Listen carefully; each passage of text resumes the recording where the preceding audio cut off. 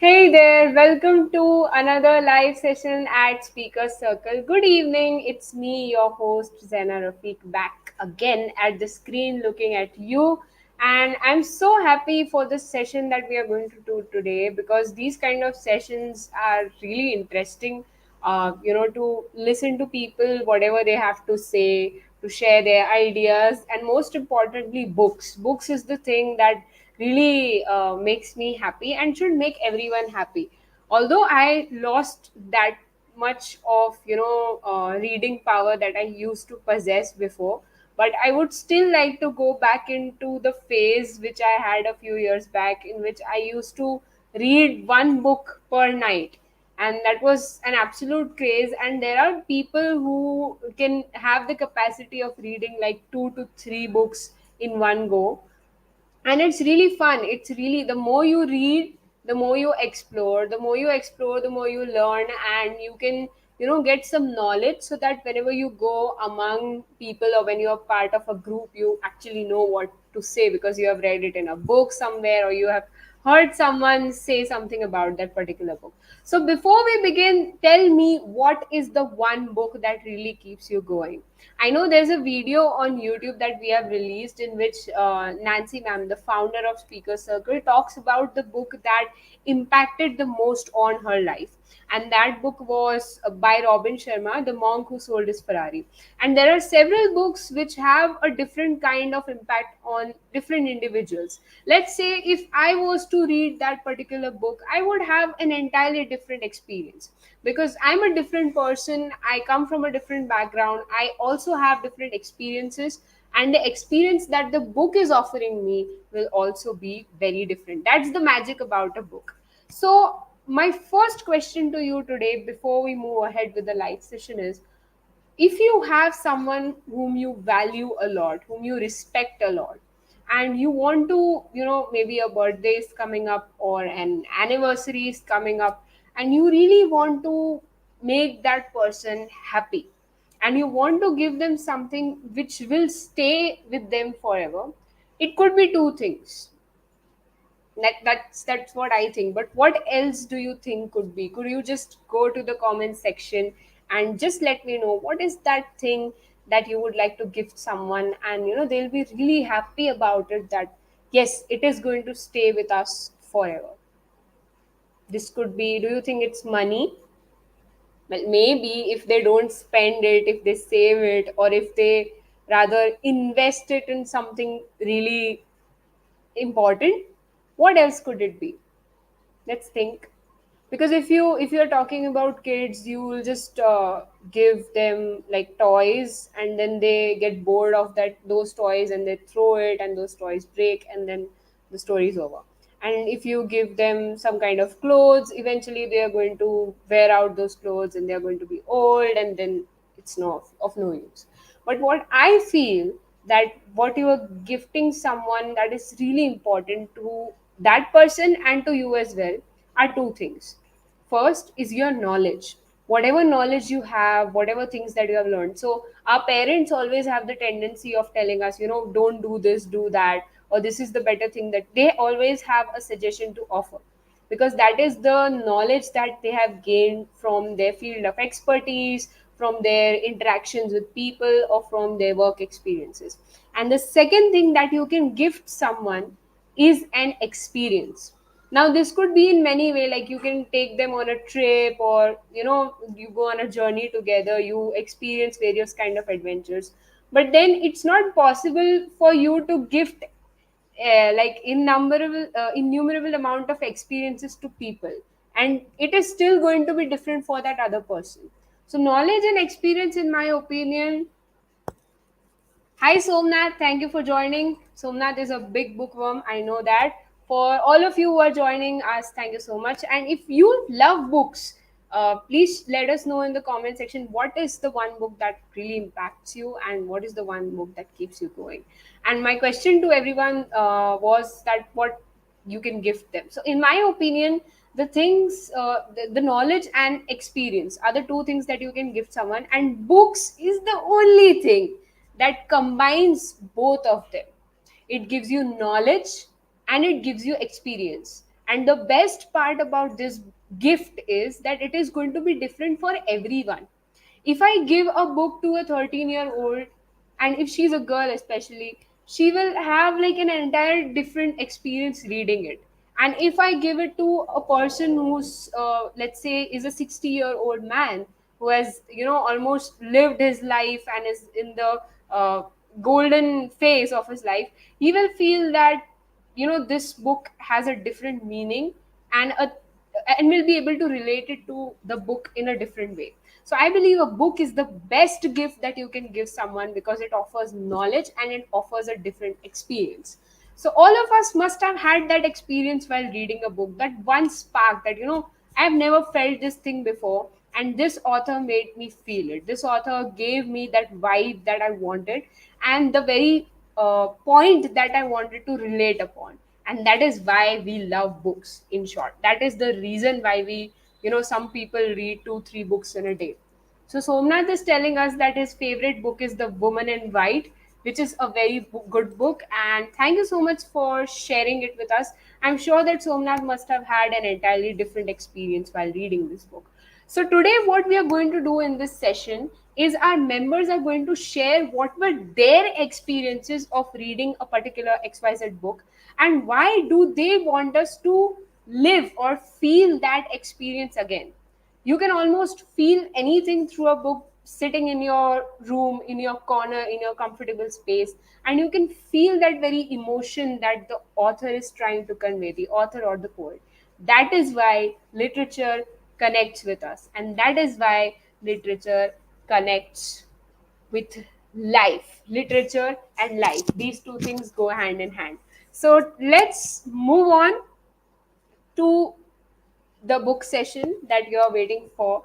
Books not only boost our imagination, they give us a different angle to look at things.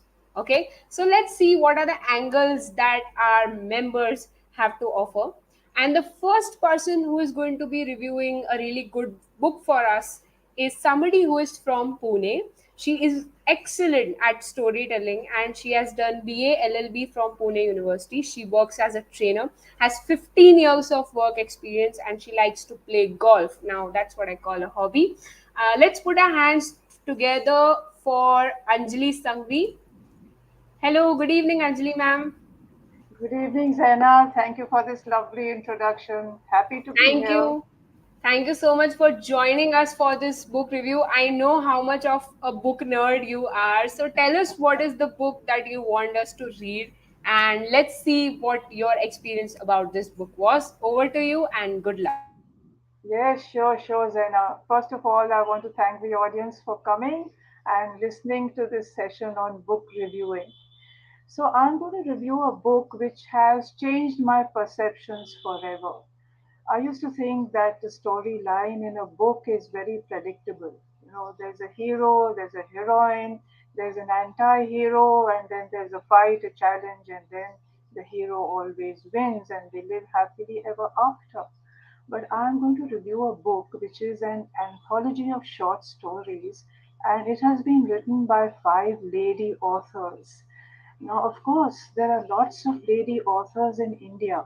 Some of them have won the Booker Prize, like Arundhati Roy and recently Gitanjali Shri, the first lady to get a Booker Prize in Hindi. But the book I'm talking about, it's called Color Me a Rainbow. It has been written by 5 lady authors who have hit the age of 70. At this age, they decided, come on, let's do it. Let's write a book.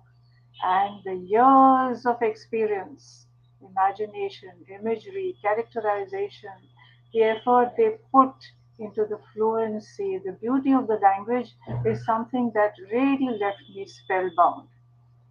So there is one of the ladies called Rita Chavlani, who ran a book club in Chicago. There were Indian ladies, there were American ladies, and ladies from all communities. And they, after a few years, went on to becoming published authors. So when she came to India, she said, why not in India? So she contacted some of her friends. They made a writers group. They used to write in the week, meet once a week, and they used to critique each other's writing. One fine day they said, "Come on, we've had enough, let's publish a book." And for the benefit of the reading public, they wrote this anthology of short stories.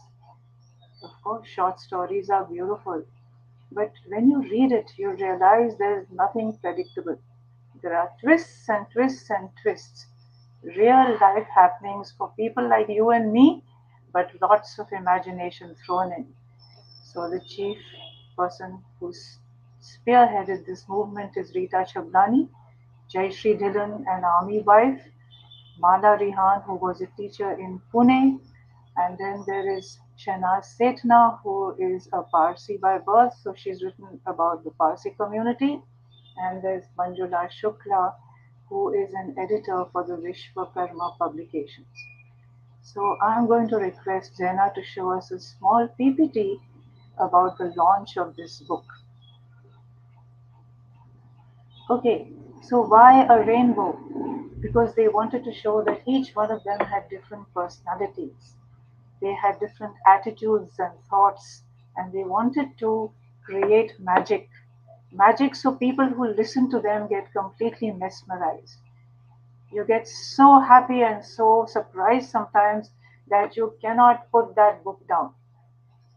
And so, as varied as the colors of the rainbow, all five of them. Yes, Zaina, can we have the next slide, please? This is the book, the cover of the book. There's a young lady on the beach.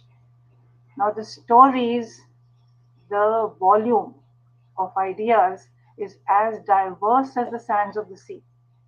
And there's actually a sea, which means imagination is limitless. I do hope that when you read the book Color Me a Rainbow, you will enjoy it. And you might feel that each one of these stories can be made into a movie. So it reaches an international audience. Yes, Zena, please could we go ahead? This is the creation of the cover when they put lots and lots and lots of ideas together. Let's go ahead, Zena. They launched their book at the Pune Literary Festival. This was in April 2017, and the book was very, very well received amongst all the authors who came from all over the world. Let's go ahead, Zaina. Look at them all beaming at the dinner which was thrown for all the participants. And just look, they're not spring chicken, they're not young ladies. But an author's skill, I think it becomes dynamic and younger and honed as people grow with experience. And no doubt, young people are also great writers. Yes, Zena. So they were invited to a platform, cultural platform called Gyan Adab, and this is where they all are. And let's have a look at the next one. Now, Mala Rihan, she had a book launch in San Francisco. So the people who came, they bought the book in dollars. So one has to even promote a book. It's not just writing and editing, but publishing, marketing, launching. They have book reviews in different types of platforms. So this is what they did. Yes, thank you, Zena. Thank you so much. Now I'm going to give you a gist of some of the stories. I hope they appeal to you. So this story is called Leap of Faith, and it has been written by Rita Chablani. So there was a young 12-year-old boy called Ram, and they were in Bengal. They belonged to a middle class family. Now, they had so many siblings that his mother made him do all the housework: wash dishes, wash clothes, help with the marketing, clean the house, as well as go to the school. But he did very, very well in school. And when he finished, he qualified and he joined IIT Kharagpur. He got a lovely job in Calcutta, and he was happy to get away from his parents because it was such an oppressive atmosphere at home. It's a story, okay? It's not always like that. So when he used to stand on the balcony of his room, he used to look at the ground, and there were a group of people discussing the teachings of their guru. So one fine day he went down, he spoke to them, and he was drawn into those teachings as if a magnet was pulling him. So he started following that movement, the spiritual movement. Then he got a telegram from his parents. You need to come rushing back to Ahmedabad because there's some work. And when he went, they had fixed up a match for him. Without asking him, he was to marry a girl from a very affluent home. So they got married. And when she came with him to Calcutta, after a few years, they realized that they were not compatible at all. So they decided to break the marriage. And then, with his job in hand, he went wholeheartedly into the teachings of the Guru. Now, gradually, the Guru, who was known as the Jagat Guru, international Guru, he came to realize that Ram had some divine energy inside him, like he connected with the Almighty God. So, the main Guru, he groomed Ram. And the Guru, the big one, the main one, he went to the Himalayas and took sannyas. And then Ram started preaching. So one day when he was preaching in the audience, he was talking about karma. In the audience, he saw an old lady and she was crying away. And when he looked at her, it was his mother. When the spiritual talk was over, the pravachan as we call it, he went to his car. She was standing there and she said, Beta. So he did pranam, but he got into the car and he drove away because he could not have handled that. And he went to the host's house. And the host told him, Please, could you bless my son? He's getting married second time. And they're a middle aged couple, and I would really appreciate your blessings. So Ram, of course, said yes, yes. And then the couple came, and the lady was his ex wife. So, what he realized, it is a karmic debt. People who are in our life are not going to go away, they're going to keep coming back all the time. And the reality of this hit him so hard that he realized that it's time for him to go to the Himalayas and take sannyas. So it is a compelling story. It's about people like you and me, ordinary people, when we feel our lives are going la di da and everything is going fantastic, and suddenly something happens which changes our whole life. There's a transformation, earth shaking transformation. So the story is so beautifully penned that you get caught into it. Now, in our country, a lot of us we follow gurus. So it's not something which is out of the box or something which we have not heard before. And then there is also another story I wanted to share with you, which was really so beautiful. It's known as the Rajkumari's Secret. Now, there were two young couples, Rohit and Neha, and Akshay and Preeti. They were married and they decided to take a little holiday to one of the ports on the outskirts of Jaipur. And then, when they reached there after a long drive from Delhi, they had to get onto an elephant and go to the main hotel. When they went to their rooms, there were no banisters, there were only ropes on the side of the walls, and there were very steep steps. The whole ambience is created by the author as something very eerie and strange and uncomfortable. They went to their rooms, Rohit and Neha. They changed, and Rohit said that, Do you mind if I go down? I'll look around the hotel. So Neha said, Go ahead. And when Rohit went, she realized that somebody was looking at her. Now, she, being a very modern girl, she didn't believe. So she went and opened the windows, opened the curtains of the windows, but there was nobody outside. It was dusk. So she closed those curtains again and went down. And there was beautiful cuisine, Rajasthani puppets, lakh bangles, you just name it, camel rides, mehndi, tie and dye work, how it's done in Rajasthan.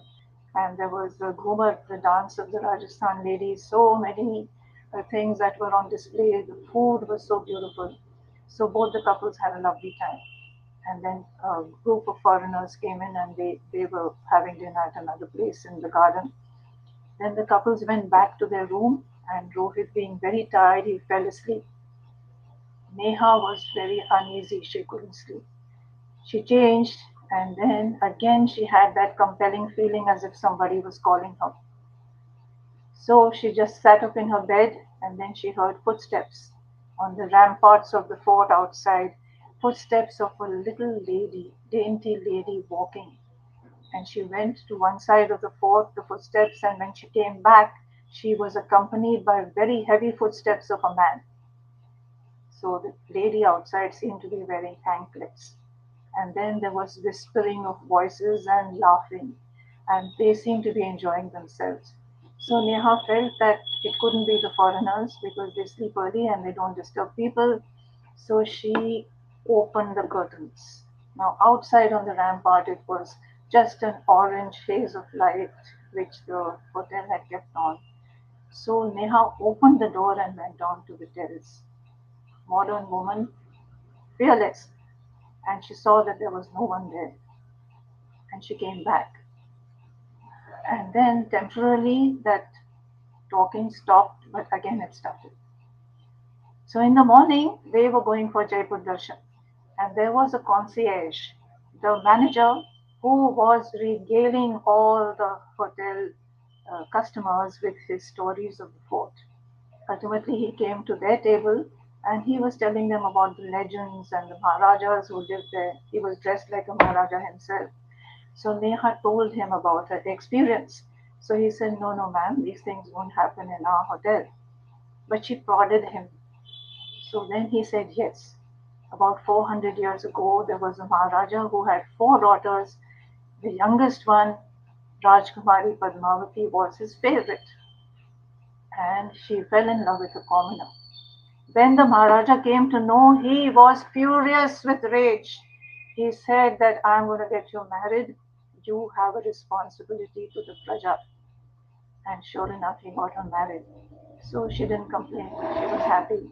But after she died, every Amavas night she used to come and meet the spirit of her lover. And now Neha asked him when was Amavas. So he said yesterday. So she was shaken up. She was thinking, why only me? So when they were getting into the car to go for Jaipur Darshan, the concierge came, helped her into the car. He opened the door. When she sat inside, he said to her, "Don't worry, Rajkumari. Your secret is safe with me." Now that's the end of the story. So the readers have to decide what happened there. Did she reincarnate? Or what actually happened? So there are lots and lots of beautiful stories over there for all of you, all of us to catch. There's a spoof on Shakespeare, Parsi people's stories. There are some horrific stories, and there are some beautiful, fun romance stories as well. Now, why I like this book was it's so different. It's so beautifully penned. All the stories, they catch your attention till you are completely into the story yourself. Your emotions are caught up. And as we know, great art, it elevates the human spirit. And this is what has happened in this beautiful book. I wish that the stories were a little longer. I wish there were many more of them. But as we know, they're going on to becoming published authors and they will definitely be able to write some more stories. So, Color Me a Rainbow, I wish all of you would buy this book or you can get it through a friend in the library, read it and enjoy it. So, thank you so much for a very patient listening and I look forward to seeing you again soon. Bye bye. Thank you so much, ma'am, for a wonderful book review. And color me a rainbow is quite a vivid term. And I think they actually named this. I don't know. I just had this thought. Maybe I could be wrong. But the rainbow has like a spectrum of colors. So maybe the book is like a spectrum collection of stories. So is there some connection there, or Absolutely. Spectrum of okay? stories. Okay, a Diverse, spectrum of stories. beautiful, colorful. Nice, nice. I just had this thought maybe the authors named it that way. So, Right? anyway, thank you so much for joining us. Thank you for giving your time and well said, well done. That was Anjali Sanghvi, everyone, and she is an amazing storyteller. I know that, and she reviewed a book called "Color Me a Rainbow," and I think we should all try to read it. Add it to your bucket list, reading bucket list. Let's move towards the comments. What people have said. Okay, Aziz says that his favorite book or the book that impacted him is A Thousand Splendid Suns. It is one of my favorite books and I absolutely love it. If you have not read it, you should. It's very famous. And there are some other comments as well. This January, I co wrote poetry collection with a friend of mine titled Untitled, a collection of verses. Fun fact, I was a guest at the inauguration event of this particular book, and it's a really good book. You should go and check it out. Thank you so much, Somnath, for writing this up. And it's good that people are writing their own books. Honestly, if you are really having that confidence in your writing, that you have some story which needs to be told to more and more people, go ahead, publish a book. There will be someone who is going to pick up your book, read it, and be influenced by it. So go and influence others with your thoughts. I think books is a really good medium of doing that. And it makes me really happy that a majority of uh, my generation who are doing really good are book lovers, and that's a really fun thing. So, without a further waiting or without wasting any more time, let's move to our second speaker of the day, who is also going to be reviewing a book. Let's see what he has to say about his experience. He is somebody who is from Ahmedabad. He has done MBA from Ahmedabad University as part of his education. He currently works as a data analyst and he likes to read, dance, do martial arts, and of course, public speaking. Rather, I'd say he's the most active member at Speaker Circle and he always has a lot to share. I welcome Dinesh Parwani to the stream. Hello, Dinesh. Hey, hi Zaina, how are you? I'm fine. Good evening. So, are you ready for your book review? Yep. Okay, as ready as he always is. So, over to you, and the stage is all. Um, so around 2020, I went to this rickshaw driver's house, and this was a small hut kind of house in between thousands and thousands of huts. Kholi is what you call it in Hindi, and there's a place where it's almost 8 or 9 feet, so you cannot lift up your head properly. There's a small fan. This guy has a family of 6 to 7 people, and I can clearly see that he's not uh, rich enough. Rather, I would even say that he was not good enough to serve his um, daily needs. And I sat at his place. He was very happy that I went to his place, because a lot of someone like a rickshaw driver would consider you to be a sahab, someone who is educated and all, and so he's come to your house and he happily served me tea and everything. So he was like very good person, and I had gone there to sell mutual funds, and somehow I had to sell him mutual funds of a company, of a very unethical company. I would say that that's the kind of company which I would never invest in myself, because this is because, and there's a huge name. The company is huge. It is into textiles and insurance and whatnot, but it is not very ethical fund house. So I would never invest my money or my family's money into that mutual fund. But somehow I got investment into this fund from this guy. Why? Because my boss told me to get investment into that fund. Why? Because our profits are coming from there. Now this guy is earning like what, 20 25,000 rupees in a family of 7 people living in a small hut, and I got a 5,000 का investment from him. किसके लिए, मतलब क्यों करना है ऐसा? And that was the day my ethic started scratching me कि why do you have to do that, boss? मतलब इतना कितना पैसे का जरूरत है तुमको? So eventually I was removed from that job, and I am happy that I was fired from that job, because I would have done a lot of unethical things, almost killed my conscience if I continued with that job.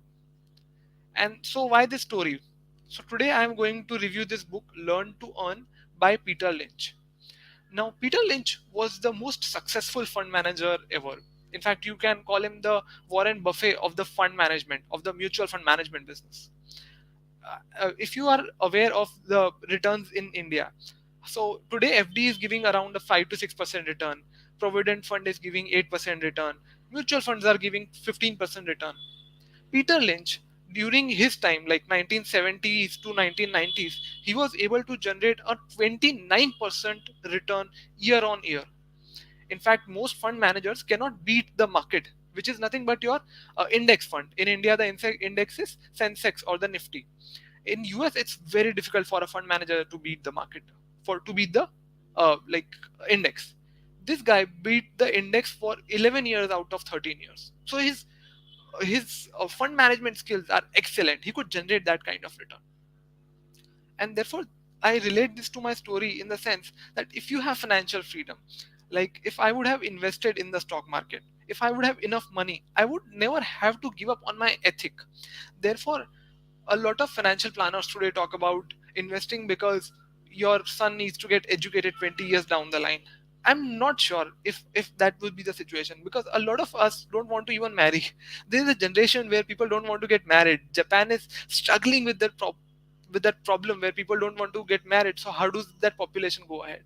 So I'm not sure if I'll be able to do any of that, but I'm sure that I want to save enough money, have enough money, so that I don't have to uh, kill my ethic and work for someone just for the sake of money. Therefore, there are three things which I have learned from this book, which I would like to share with you. The first teaching is that earn enough. Now, a lot of youngsters, so even before starting this, I would like to clarify one thing.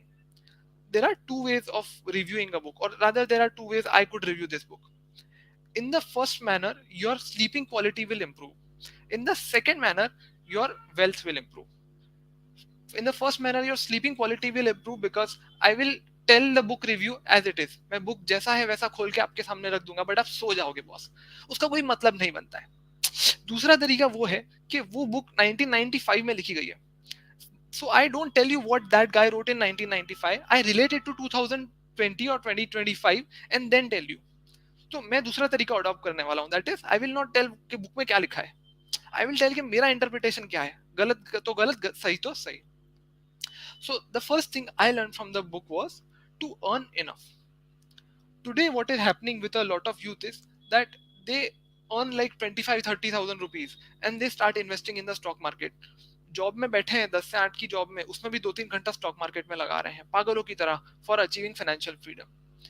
The question is कि यार आपका 25-30,000 का income है, उसमें से you are saving 5,000-10,000 rupees max. अभी के लिए शायद फाइनेंशियल रिस्पॉन्सिबिलिटीज ना हो, कभी ना कभी तो आएंगी, तो आपका सोचो. तो आप कितना बचा रहे हो? 5-10 हजार बचा रहे हो. अब 5-10 हजार बचा के आप उसको इन्वेस्ट करोगे, what will be the eventual return of that?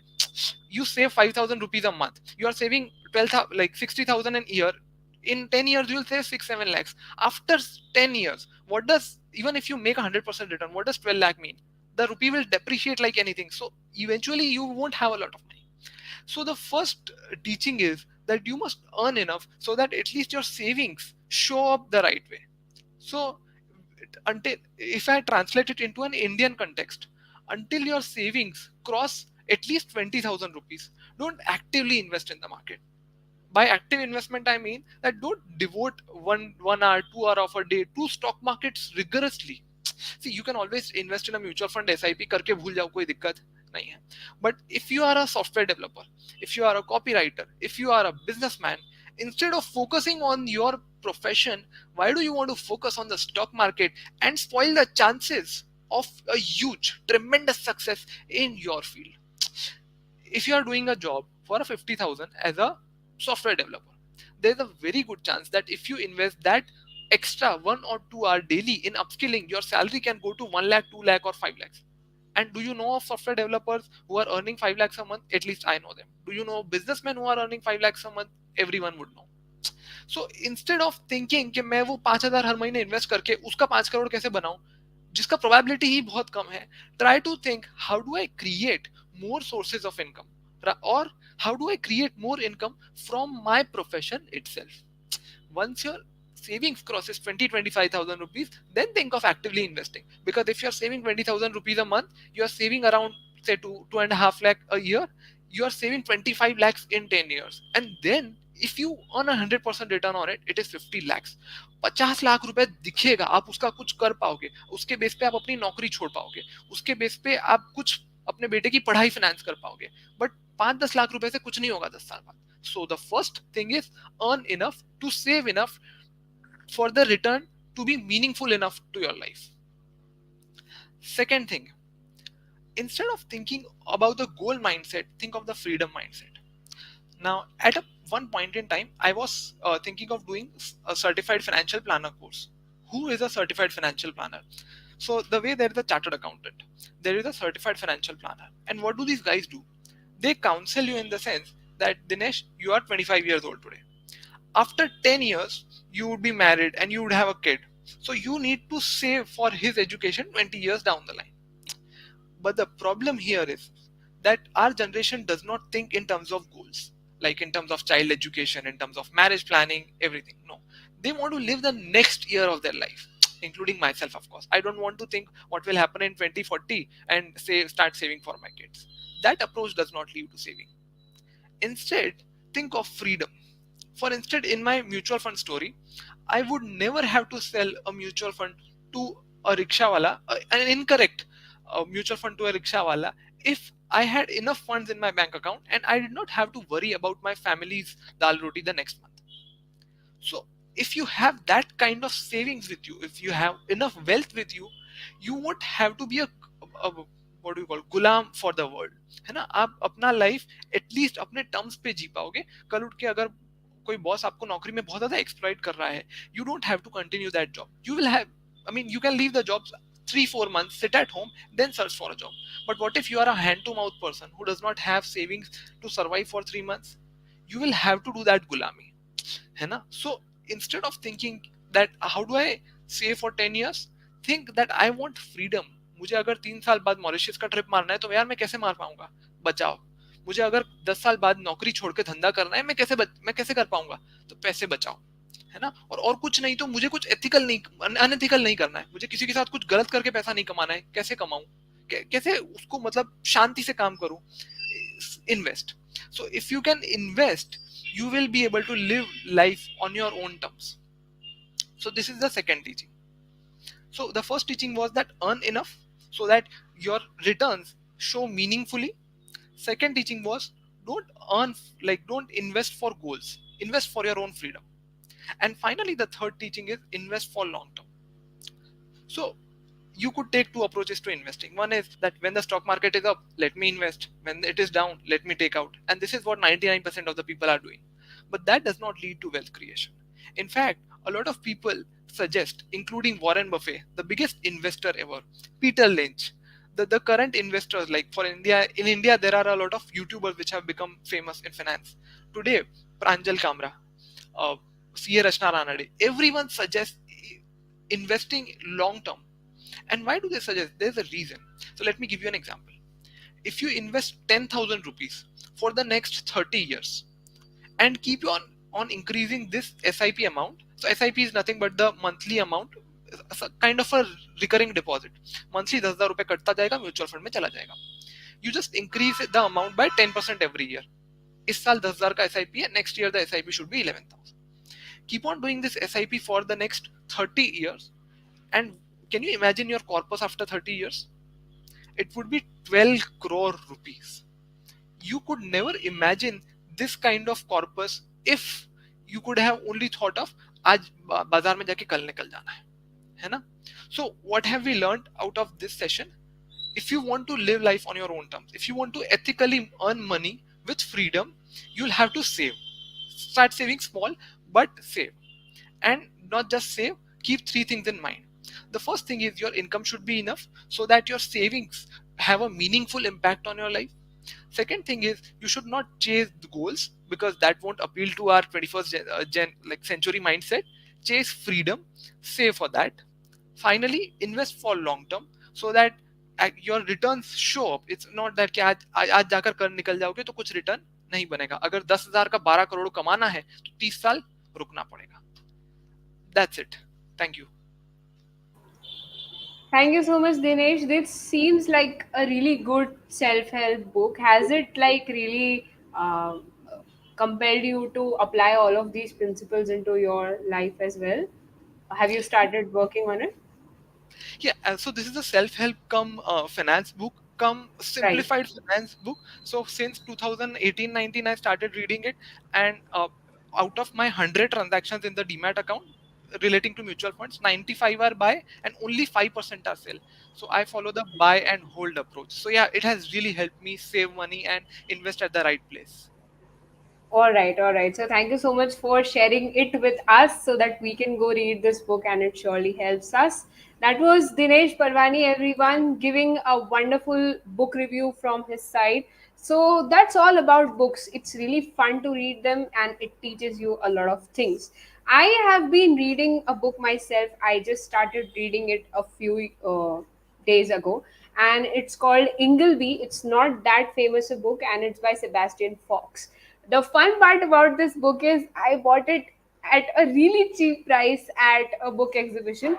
So these there are several book fairs in our country which have this particular section which sells second hand books. Okay, and some of these second hand books are in really good condition. Most of them have been read through many years, but they are at a very less price. So I think you should, whenever you come across any advertisement that talks about any such book fair, go to such book fairs and buy second hand books, because these books are appreciated by someone, these books are read by someone, and that person decided to not sell it for pasti or something, but instead to help someone read it again, right? So this means that this book might be really good, and I'm finding it really good so far.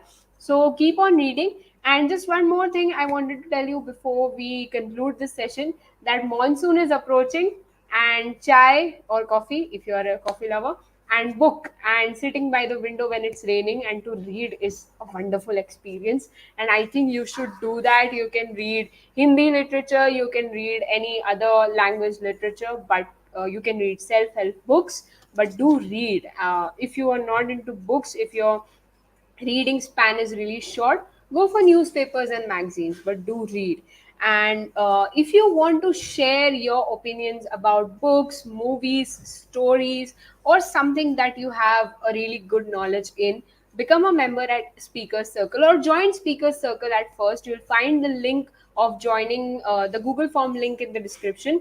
Go fill that up. We'll add you to our visitors WhatsApp group where you'll get updates regarding all of our events. You can join us as a visitor, share your opinions on things, feel free to speak up and share various views that you have.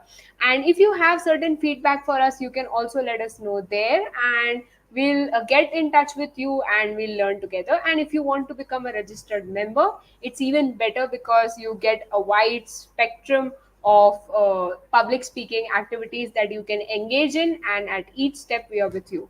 So that's me, Zaina Rafique, your host, signing off. Keep reading, keep learning. Let's express, engage, and evolve together. Have a nice Thursday night. Thank you.